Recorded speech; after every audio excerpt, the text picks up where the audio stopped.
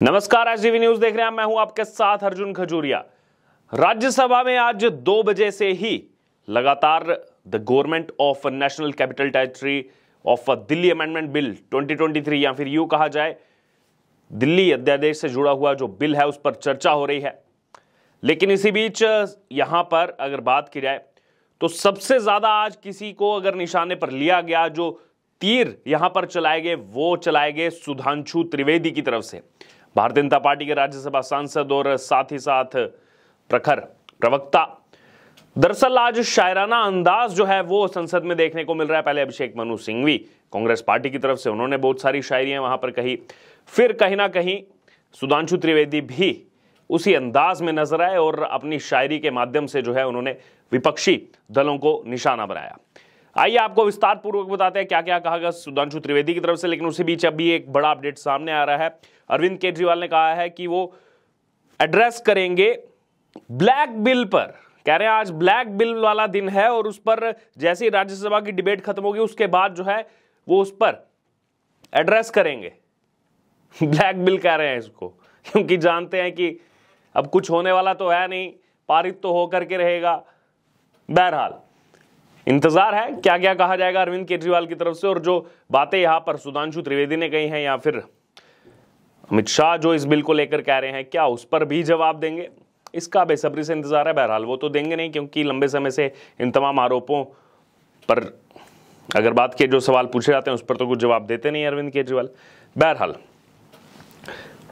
सुधांशु त्रिवेदी ने जो कविता कही कि कांग्रेस पार्टी का जो मेलजोल है आम आदमी पार्टी के साथ, जो आजकल देखने को मिल रहा है, उसको लेकर कहा कि गुजरात में कांग्रेस का वोट हाफ कर दिया, पंजाब में इनका स्विच ऑफ कर दिया, दिल्ली में साफ कर दिया और आपने इनको माफ कर दिया। तो कहीं ना कहीं वो तंज कसा गया दोनों दलों पर जो एकजुटता की बातें करते हैं। और इतना ही नहीं, यहां पर अगर बात की जाए तो बार बार जब अभिषेक मनु सिंघवी भाषण दे रहे थे, काफी लंबा उन्होंने भाषण दिया, 40 मिनट का समय उनको दिया गया था, उसके बाद अतिरिक्त समय भी उनको दिया गया डिमांड पर। उस दौरान उन्होंने जो है सुपर सीएम का प्रयोग किया, सुपर सीएम। तो उसको लेकर के सुधांशु त्रिवेदी ने तंज कसा कि 2 बार जो है ये सुपर सीएम का प्रयोग कर चुके हैं, लेकिन इस देश ने बगैर संवैधानिक पद पर बैठे हुए सुपर पीएम को 10 साल तक देखा है। तो ये तंज कसा गया कहीं ना कहीं कांग्रेस पार्टी पर। और भी शायराना अंदाज नजर आया सुधांशु त्रिवेदी का। उन्होंने कहा कि शाम तक सुबह की नजरों से उतर जाते हैं, इतने समझौतों पे जीते हैं कि जमीर भी मर जाते हैं। बहरहाल फिर INDIA जो महागठबंधन बनाया गया है उस पर भी तंज कसा कि इनकी हिंदी फुल फॉर्म क्या है INDIA की, ये वो भी नहीं बता पाते हैं। फिर आगे बताया कि संसद को कानून बनाने का पूर्ण अधिकार है, जो पहले दिन से ही तमाम सांसद जो हैं वो लोकसभा के कह रहे हैं। अब देखिए यहां पर बताया गया कि अध्यादेश की आवश्यकता क्यों थी। दरअसल सब जानते हैं 11 मई को ये पावर्स दी गई दिल्ली सरकार को और उसके बाद 19 मई को अध्यादेश लाया। इसी को लेकर के संजय सिंह भी सवाल उठाते रहते हैं।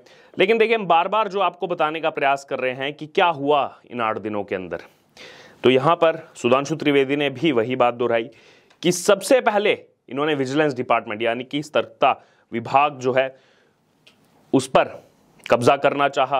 रातों रात 76 फाइलें मंगाई गई। पावर मिलने के तुरंत बाद रातों रात 76 फाइलें विजिलेंस डिपार्टमेंट, क्योंकि वहीं पर सारा कच्चा चिट्ठा है शराब घोटाले का, शीश महल घोटाले का, उसके अलावा फीडबैक यूनिट पर जो अब जांच चल रही है, सब फाइलें जो है वो सतर्कता विभाग के पास है। इसलिए तुरंत इन्होंने रातों रात जो है यहां पर उन फाइलों को मंगाने का काम किया और 16-17 मई की रात में ये सब हुआ। पहले अधिकारी की ट्रांसफर कर दी गई।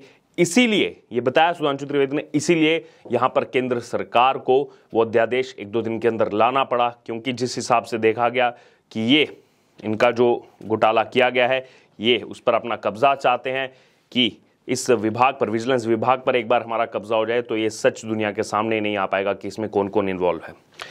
इतना ही नहीं, हाल ही में अभी जो दिल्ली में बाढ़ आई वो भी सबने देखा, उसका भी जिक्र किया सुधांशु त्रिवेदी ने कि दिल्ली में बाढ़ आई। दिल्ली फ्लड कंट्रोल अथॉरिटी की बैठक जो है 2 साल से नहीं हुई। इसको लेकर के पहले भी सवाल उठाए गए कि आप पैसे दे रहे हो, यहां पर नियुक्तियां की हैं 2 साल से, लेकिन दिल्ली फ्लड कंट्रोल अथॉरिटी की बैठक नहीं हुई।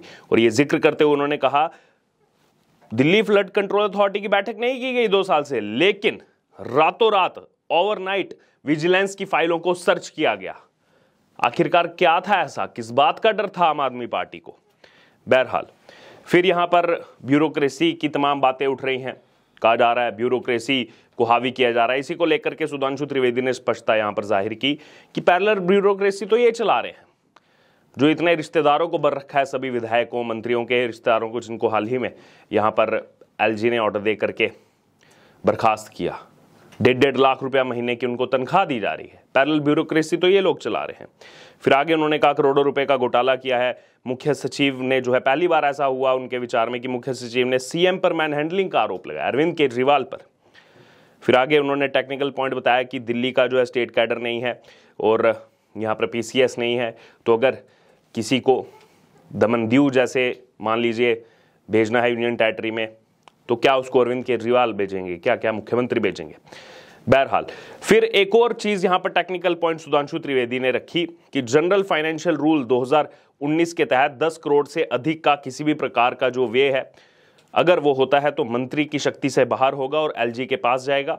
लेकिन शीश महल घोटाले से जुड़ी हुई जो फाइलें थी वो विजिलेंस डिपार्टमेंट के पास, इसमें जो चीजें सामने आई कि क्या किया गया है यहां पर आम आदमी पार्टी सरकार की तरफ से कि 10 करोड़ से कम के अलग अलग बिल बनाए गए हैं। कोई 8 करोड़, 8.5 करोड़ और एक बिल तो 9 करोड़ 99 लाख रुपए का, बिल्कुल 0.01 जो है उसको पीछे छोड़ा गया ताकि एलजी के पास फाइल ना जाए। ये सच है आम आदमी पार्टी का, इसलिए बौखलाहट है। फिर उन्होंने यहां पर वो शीला दीक्षित को लेकर के जो अरविंद केजरीवाल कहते थे 10-10 एसी और बाथरूम में एसी लगा हुआ है, मेरा कलेजा कांप गया, उसको लेकर भी कहा कि पता नहीं इनमें अरविंद केजरीवाल में किसी की रूह है क्या है। फिर आगे कहा कि शीला दीक्षित जी जहां भी होंगी उनकी रूह को बहुत तकलीफ हो रही होगी कि उनके ऊपर ऐसी बातें करने वालों के साथ वो सारे लोग आ जा करके खड़े हो गए। सीधे तौर पर कांग्रेस पार्टी पर तंज कसा गया। अब यहां पर जो एक और चीज सुधांशु त्रिवेदी ने कही कि इस अध्यादेश को लेकर लगातार ये कहा जा रहा है विपक्षी दलों की तरफ से कि अध्यादेश हमारे ऊपर थोप दिया, ऑर्डिनेंस ले आए, ये काला जो है अध्यादेश है, अध्यादेश कैसे ला सकते हैं, क्यों ला सकते हैं, जबकि केंद्र सरकार के पास जो है पावर है कि वो अध्यादेश ला सकती है। अब ये अध्यादेश का सच देखिए, आज जो कांग्रेस पार्टी अध्यादेश को लेकर के इतनी बड़ी बड़ी बातें कर रही है, यहां पर सुधांशु त्रिवेदी ने गिनाया कि कांग्रेस पार्टी के समय जो है उनकी सरकार के समय केंद्र सरकार में रहते हुए अध्यादेश कितनी बार आया, एक एक करके उन्होंने गिनाया सीरियल वाइज। नेहरू सरकार के समय 70 बार अध्यादेश लाया गया, इंदिरा सरकार के जमाने में 70 बार जो है अध्यादेश लाया गया, राजीव गांधी सरकार के समय 35 बार अध्यादेश लाया गया, नरसिम्हा राव सरकार के समय 77 बार अध्यादेश लाया गया, मनमोहन सिंह की सरकार के समय 61 बार अध्यादेश लाया गया, और उसके बाद जो यूनाइटेड फ्रंट गवर्नमेंट बनी थी भारतीय जनता पार्टी विरोधी, 1.5 साल के अंदर 77 बार उसने जो है अध्यादेश लाया था। और आज एक अध्यादेश आने पर बौखलाहट इनकी साफ तौर पर नजर आ रही है। बहरहाल फिर उसके बाद उन्होंने इलेक्टेड गवर्नमेंट की भी बात कही कि ये जो कह रहे हैं कि ऐसा कैसे किया जा रहा है, दिल्ली तो सरकार है, दिल्ली सरकार के अधिकार छीने जा रहे हैं, उसको लेकर कहा कि 72nd एंड 73rd अमेंडमेंट जो लाया गया था राजीव गांधी सरकार की तरफ से, उसी में 3 टायर ऑफ गवर्नमेंट बनाई गई थी, पहला म्युनिसिपल और जिला पंचायत, दूसरा स्टेट, तीसरा सेंटर। तो ये ऊपर और नीचे वाले को क्यों बोल जाते हैं, केवल स्टेट की बात क्यों कर रहे हैं? बहरहाल और भी तमाम बातें जो है वो यहाँ पर कही गई।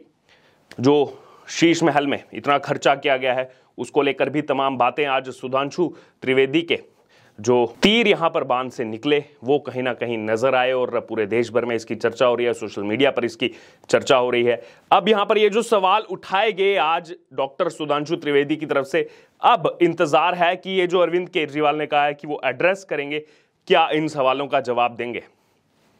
लगातार देश की नजरें बनी हुई हैं। बहरहाल उम्मीद यही है कि देंगे तो नहीं, अपनी कुछ थ्योरी लेकर के आएंगे। वो स्क्रिप्ट जो एक स्क्रिप्ट लिखी हुई है उसी स्क्रिप्ट पर लगातार कई दिनों से आम आदमी पार्टी के नेता चल रहे हैं, उसी पर बहरहाल ऐसा लग रहा है कि वो बोलेंगे। अब ये जो सुधांशु त्रिवेदी आज गरजे हैं, इसको लेकर आपका क्या कहना है? जो स्टेटमेंट सुधांशु त्रिवेदी की मैंने आपको बताया, इसको लेकर आपकी जो भी राय हो आप जरूर हमारे साथ कमेंट बॉक्स में शेयर कर रहे हो। इससे जुड़े तमाम अपडेट के लिए बने रहे एसडीवी न्यूज के साथ। धन्यवाद।